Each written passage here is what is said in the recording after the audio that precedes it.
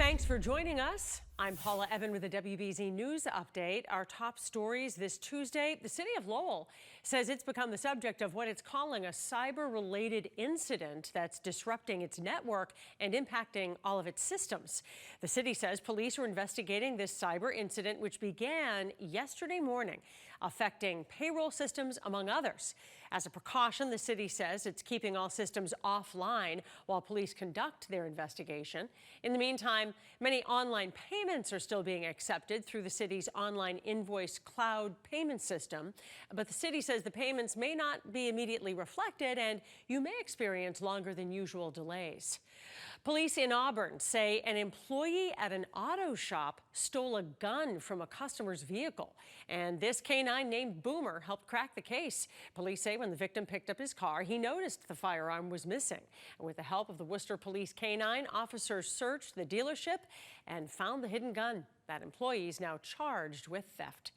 Weeks after New York City named a rat czar to tackle the city's rat problem, Boston's considering doing the same thing. The city council is planning to introduce a proposal to create an Office of Pest Control as complaints about rat sightings in Boston continue to go up. City councilors say Boston's rat problem is a public health crisis and a quality of life issue. The proposal will be discussed during a meeting on Thursday. The sun is out, but it's not going to stick around. Let's check on the forecast now with meteorologist Zach Green.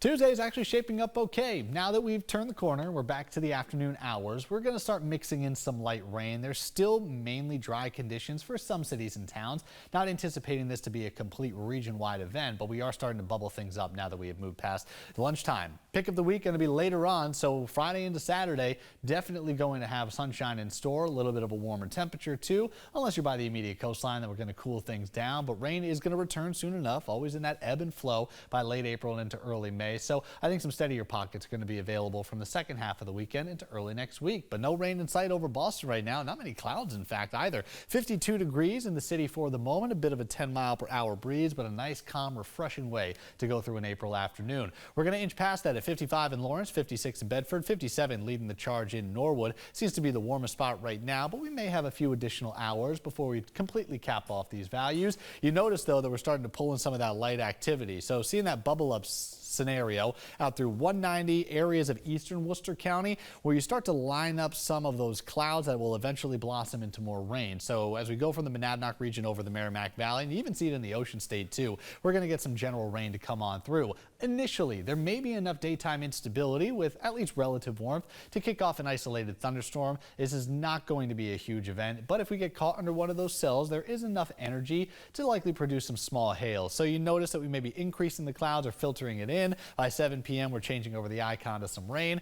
Not every town is going to deal with the raindrops. Let's just call it rain ready, as it's very difficult to actually pinpoint where the activity lands. You're going to notice just how sporadic some of the areas of green are on the map. So everybody in eastern Massachusetts should at least have the umbrella on standby. Here is the good news. If you got evening plans, once we lose daytime heat and actually any sun, once we get past sunset, we watch this all just fade and fizzle away. So over time, we are going to get improvement. It's more of a third shifter scenario as we try to clear the clouds out. But very similar to this morning, we're going to have some fog early on Wednesday with leftover moisture, and then other shadow showers as we move into tomorrow afternoon. We could get a few steadier pockets here and there. I actually think less of an effect for the middle of the week than where we ultimately get to today. And then we finally break the code. We have been locked into this cooler spell for the past few days. We've had this blocking pattern that's limited our warmth and really kept the clouds in place, but over time we're going to see that recede and return back into the Hudson Bay region. Warmer air will nudge in. I don't think it's going to be a dramatic spike, but we're at least back into the low 60s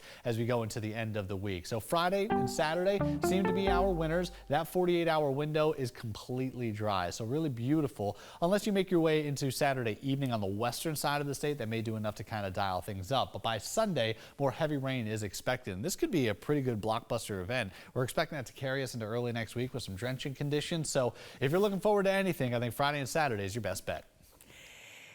This Friday, join us on CBS News Boston as thousands of local students take a field trip to Gillette Stadium. Our next weather team, in partnership with the New England Revolution, will be hosting a Weather Education Day. Special guests include former Revs players Christine Lilly, Pats cheerleaders, mascots, and more. You can watch live right here on CBS News Boston starting at 10 a.m. I'm Paula Eben. This has been a WBZ News Update.